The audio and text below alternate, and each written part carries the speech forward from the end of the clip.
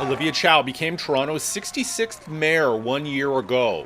And since then, Chow says she's had to confront the city's housing crisis, address its poor finances, and tackle congestion. And an urgent measure to speed up work on the Gardiner Expressway is coming, she says. Is there anything that the city can do with the province right now to make that situation better? Because it seems like a particular pain point for commuters.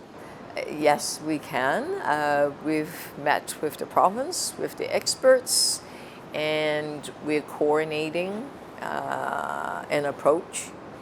It's coming soon, within the next couple of weeks. So there is work then going on behind the scenes between the two levels of government to make that situation better. A lot of work to make the situation a lot faster, so that traffic management plus technological approach, so we could do the construction faster, rebuild it faster. It's coming. Part of Chow's focus over the last year has been on creating a plan to address the city's housing and affordability crisis. She defended a recent push to build 6,000 affordable housing units over the next 2 years. The city will use $350 million of taxpayer funds to provide incentives to builders. That comes at a time when Toronto is running annual deficits. These 18 projects are ready to go. There's no choice. We have to do this. Yes, it will cost us a bit of money, quite a bit, but the human cost and the economic cost of people living in shelter, so much more expensive. But the year hasn't been free of controversy. TTC CEO Rick Leary recently announced his retirement. That came months after word leaked out of a confidential TTC board meeting that he was being investigated for alleged workplace misconduct. Leary and the chair of the TTC deny that investigation is in any way linked to his departure. Chow says her office is not behind Leary's decision. So you didn't push Mr. Leary out? I did not push anyone, and TTC is the board that makes that decision and make that agreement with Mr. Leary. The city budget has also been a challenge for the new mayor. Chow's first spending plan contained a 9.5% tax hike, the highest in decades.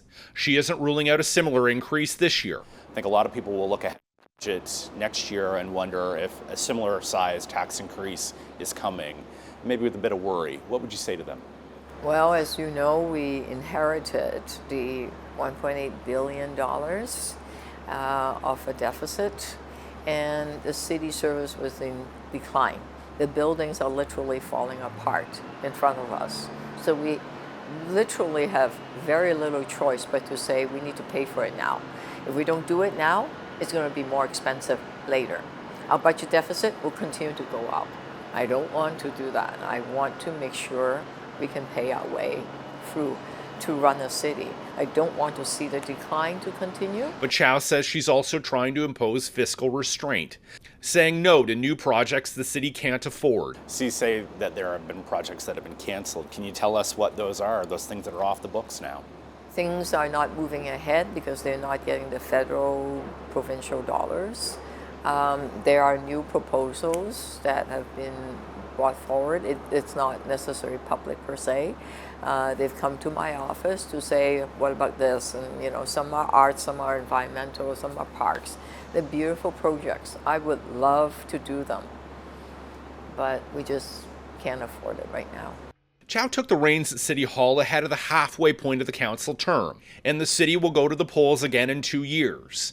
But the mayor says she hasn't yet considered whether she'll run for re-election. I have not put much thought about it because there's so much to do, and the residents expect me to make the city a better place for them, and that's what I'm focused on, the here and now. Shawn, Jeffords, CBC News, Toronto.